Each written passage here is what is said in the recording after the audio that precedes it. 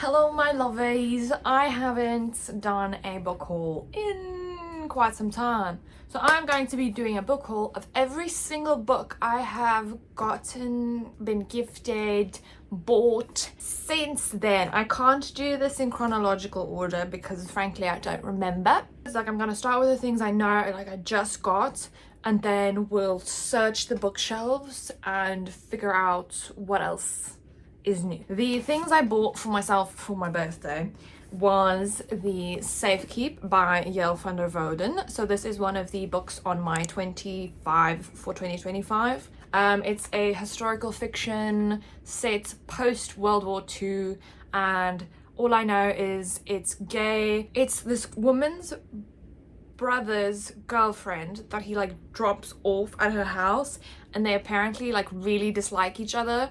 But then obviously they get like romantic with it, and I think there's like a twist at the end or something. I've just heard it's really good. It was shortlisted for the Booker Prize in 2024 and it won the Women's Prize of Fiction in 2025. The next book I got for my birthday was The Wedding People by Alison Espoch, and all I know is that it takes place over a weekend, over a wedding, and there's drama, and I wanted to read it. Now, the next book is this, The Voices of History, Speeches That Changed the World by Simon Sebag, Montefoire. It's a hardcover. I actually haven't even looked at the naked hardcover. Ooh, it's this lovely shade of purple. It's very pretty. Anyway, so I got gifted this for Secret Santa. I'm actually quite curious if it is the transcription of these speeches or if it is kind of a commentary on the speeches and how they changed the world and the impact that these speeches had. But there's like a bunch of people that I recognize here. Next up is the books that I personally snagged at the Christmas party. So these are all ARC copies that I got through my job essentially. These are the ones that were there and the ones that I was interested in. So I snatched them up. I didn't steal them, just to be clear. It was a free-for-all. Okay, everyone was allowed to take, and I took what I wanted. There were actually quite a few that I missed out on, like I wasn't fast enough. First one is From Antiquarian to Archaeologist, The History and Philosophy of Archaeology by Tim Murray. Mostly I like the idea of reading up on the philosophy of archaeology, and it had the pyramids of Giza and the Sphinx on it, so, and that's something I've like recently been learning a little bit more about, and I was like, okay, sure. Okay, the next one is a signed copy of Teardrops of the Waning Moon by Steve Reeder. It's such a baby little signature. It's kind of cute, and the text is ginormous. It's fantastic. Anyways, all I know is that this is a South African historical fiction. In 1982, 6 South African soldiers were caught up in a criminal collusion between their senior officers, an Angolan government minister, and the CIA. This is their story. It could so easily be true, and perhaps it is. So I don't know if this is based on a true story or what, but I just saw that it was South African, and I do want to kind of read a little bit more South African fiction. Next up, we have How to Stand Up to a Dictator by Maria Ressa. She's apparently a Nobel Peace Prize winner. This definitely grabbed my attention. I was like, yeah, I'd like to know how to stand up to a dictator. I can barely sometimes stand up to the people around me. If this gives me any kind of advice to gain confidence in being able to express my opinion and stand up for my opinion, I'd love that. So this is The Girls Who Grew Big by Leila Mottley. So I know that this is about pregnancy. I've heard a few people talk about this, but I can't remember what they said. But I like going into books not knowing anything, so... Next up, oh my god, I need to fit all of this shit, all of these books onto my bookshelf. Where the fuck am I gonna put these? Like, my bookshelves are full, so I'm gonna have to figure something out. I do think I'm going to put some of the books on my cart over here that I keep next to my bed. I might do like a TBR cart situation. We'll see. We'll see. The next book is Flesh by David Szalay. I don't know how to pronounce this man's name. All I know is that this was shortlisted. No, is this the winner?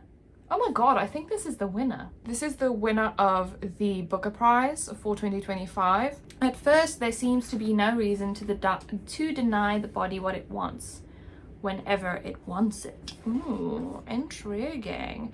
No idea what this is about again. Okay, next up we have Migraine by Samuel Fisher. This I grabbed mostly just for the cover.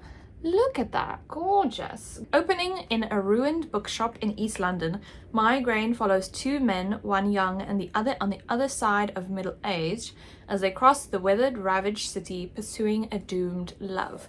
I think I saw that, thought it was gay, and then I was like, cool cover, potentially gay, snatch, I'm gonna take it. Next up, so this is Nesting by Roisin O'Donnell. On a bright spring afternoon in Dublin, yes, it is Irish fiction, Ciara Faye makes a split-second decision that will change everything.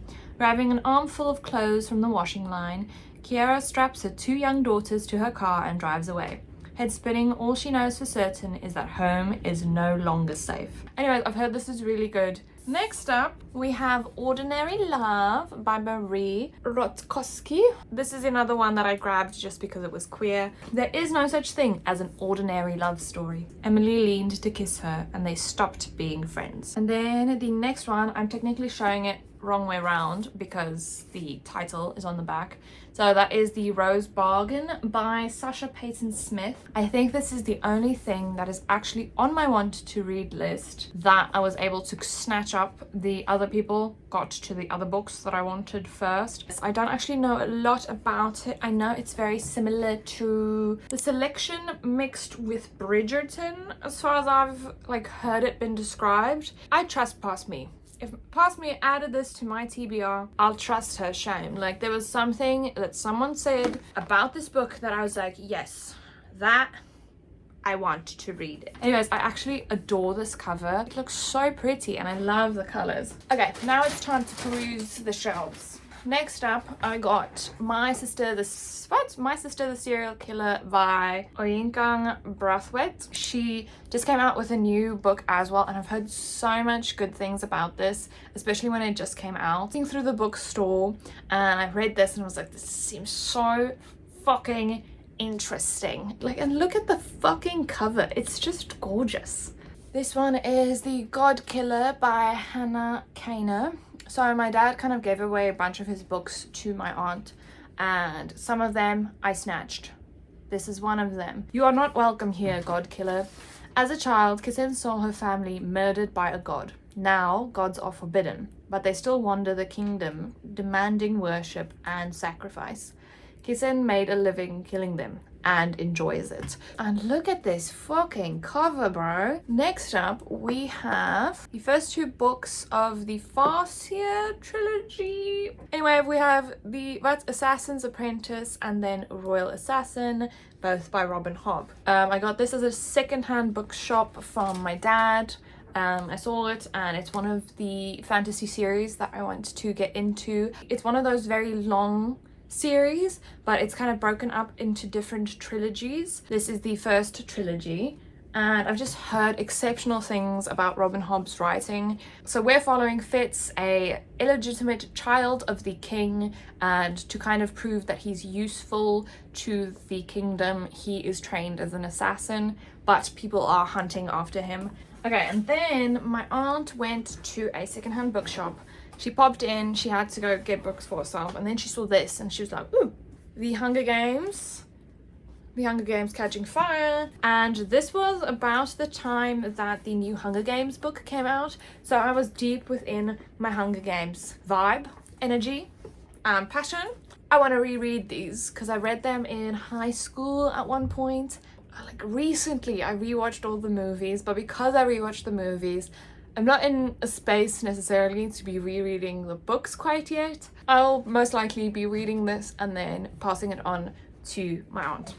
So the next book is Nervous Conditions by Tsitsi Dangarembga, and I've already read this actually. I think I gave it 2 stars, 2.5 stars. The reason there is an absolute fucking smattering of, what do you call these? Sticky notes, no, post-it notes Are they called post-it notes? I don't know. They're now called post-it notes.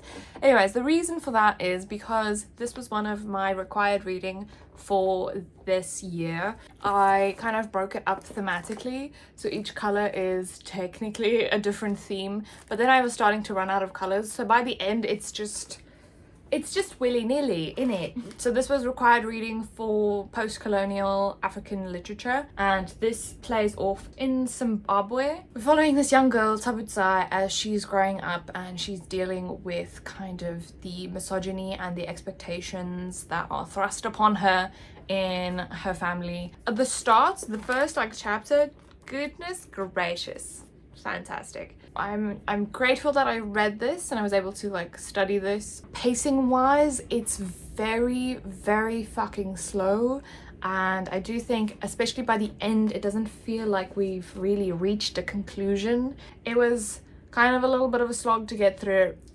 potentially because I had to study this. Just bear that in mind. That almost definitely affected my experience reading this, so don't discredit this book. I do think it is a worthwhile read. Next up, more books that my dad sent my aunt, and I was like, I want that, and she was like, okay. But kind of, these books were actually mine. I can't remember. I do think I did leave it at my dad's house at one point. So that is the first 4 books in the, what do you call it, A Song in Ice and Fire series, the Game of Thrones series by George R.R. Martin. The characters are a little bit overwhelming. I've never read it, just to be clear. I've started reading it, and as you can see, this is the start of a little baby Maggie's attempt at annotation. So I used a highlighter and I used a pencil. I don't know if I made any comments in the margins, but I think this was one of my first attempts at annotation, and I even have a little key. So pink means I liked the sentence, or it's happy, or etc. Green is dislike something about the character or about the book in general, and purple is foreshadowing. It's actually quite funny. I still kind of use this to annotate my books, so I find that to be quite funny. And I do think this page that it's shoved into, page 56, that is the page until where I read. So I did attempt this book once upon a time, but I really love the world of Westeros. But the thing is, I don't want to read this unless the series is finished. So this will be sitting on my shelves safely and securely until George R.R. Martin releases the final book. Otherwise, I'm not reading it. I'm sorry. I'm sorry. I hate unfinished works or unfinished stories.